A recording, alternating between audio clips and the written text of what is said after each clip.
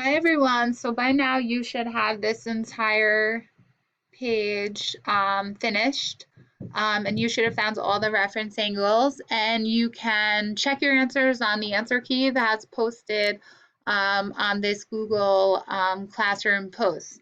So now what we're going to do is we're going to learn how to express an angle as a function of a positive acute angle.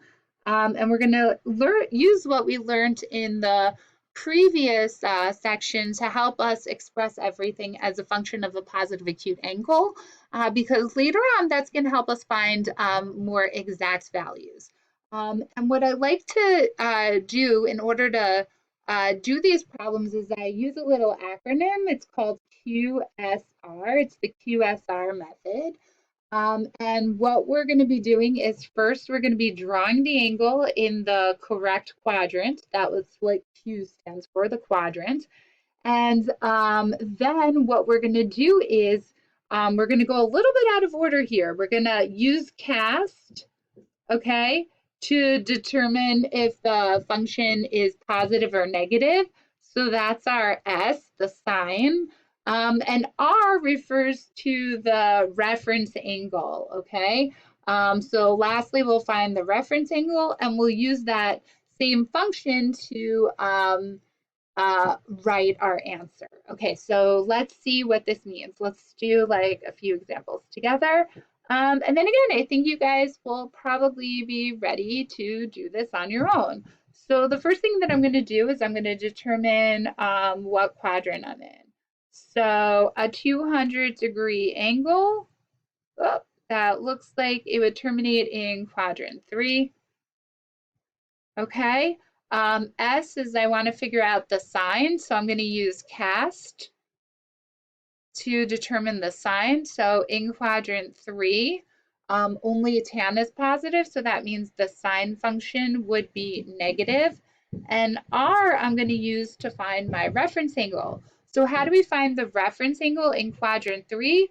Well, if you're not into memorizing, remember the reference angle is the angle formed between the x-axis and the terminal side. Or if you do like memorizing formulas, to find the formula in quadrant 3, it's theta, which is 200, our given angle, minus 180. So that's going to give us 20 degrees. And now if we want to write this as a function of a positive acute angle, well, it's going to be, my answer will be negative sine 20. So you're probably saying, well, hey, Miss Claire, you said express this as a function of a positive acute angle, and you guys all see that negative sign there.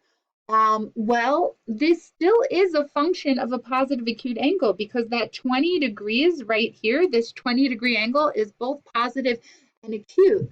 The trig function, the sine, cosine, and tangent function that we're using, that itself is allowed to be negative.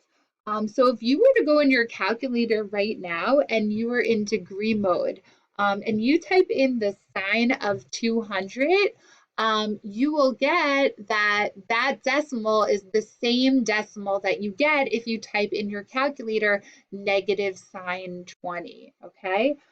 And that's what we just did here. We expressed the function as a function of a positive acute angle. Because what's going to happen later on is if we actually know the exact value of the angle, the positive acute angle that we found, we can find more exact values, okay?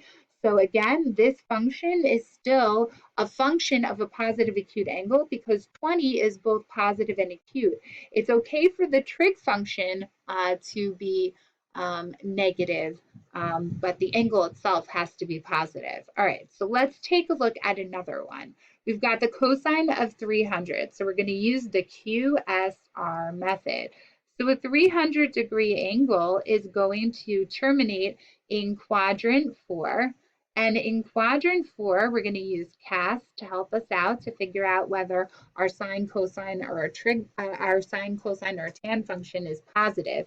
So in quadrant 4, I see a C over here, so that means cosine is actually a positive function.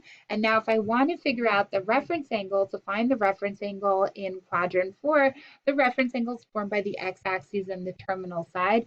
And the formula that we use there is 360 minus theta. So 360 minus 300 is 60. And if I wanted to express the cosine of 300 as a function of a positive acute angle, because this angle 300 is an acute, I would now use the same trig function. And they told me that this trig function was positive. I don't need to put a positive sign in front of cosine. And the reference angle was 60. So the cosine of 60 has the same value and is equivalent to the cosine of 300. All right, so let's take a look at a few more. And then again, I will leave you guys off to your own devices. So I'm going to have you guys do 12 and 13 on your own. Let's take a look at questions. We'll take a look at questions 15 and 16. Then I'm going to do 2 more with you on a different page, and then you guys are ready on your own to proceed. All right, remember we said if the angle is negative, we need to find its coterminal angle because you can't use the reference angles formulas if the angle itself is negative. So the first thing that I'm going to do here is I'm going to add 360 degrees, and I get the secant of 225. Okay, and you have to be able to do all of this obviously without your calculator. So 225 degrees is coterminal to negative 135 degrees. And now I can use my QSR method to express this as a function of a positive acute angle. Well, 225 degrees is going to terminate in quadrant 3. So I'll put next to Q, quadrant 3.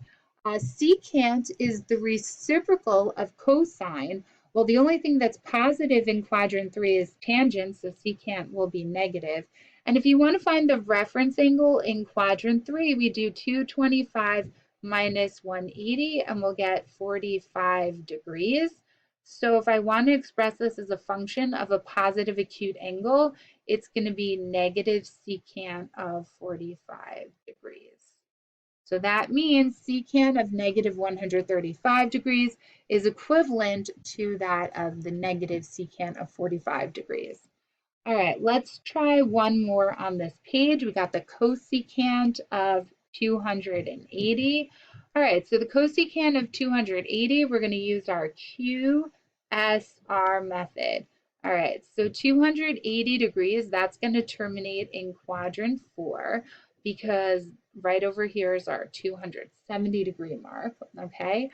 So we are in quadrant 4. And in quadrant 4, I know that only cosine is positive. Cosecant is the reciprocal of sine, so cosecant would be negative if it terminates in quadrant 4. To find the reference angle in quadrant 4, we do 360 minus the given angle, theta. So 360 minus 280 gives us 80 degrees. And to express this as a function of a positive acute angle, I now use the function is going to be negative, and I keep the cosecant function. So I know that cosecant of 280 degrees will be equal to the negative cosecant of 80 degrees. All right, so the last thing that I want to take a look at with you, and then I think you guys are ready to go on your merry way and work on finishing questions 10 through 27. So let's take a look at on the next page, question 22. All right, so if we take a look at question 22 here, if something is in radian measure, the only thing that you have to be careful about is that your final answer in the end needs to be in radian measure. But the first thing that we're obviously going to do here is let's convert to degrees so we can figure out what's going on. So to convert this to degree measure, we multiply by 180 over pi. The pi's are going to cancel. And 25 times 180 divided by 9 is going to give us the cosine of 500 degrees. So now 500 degrees, how do I figure out what that is, what quadrant that's going to terminate in? Well, I need to figure out, it's a coterminal angle to 500 degrees. I need to figure out where 500 degrees would terminate, and I need to see what angle it's equivalent to between 0 and 360 degrees. So just like when the angle is negative, we want to make it positive so we can find its coterminal angle so we can answer our question. When an angle is really, really large and it's like 500 degrees, again, we want to find its coterminal angle. And once we get its coterminal angle, we can use the QSR method.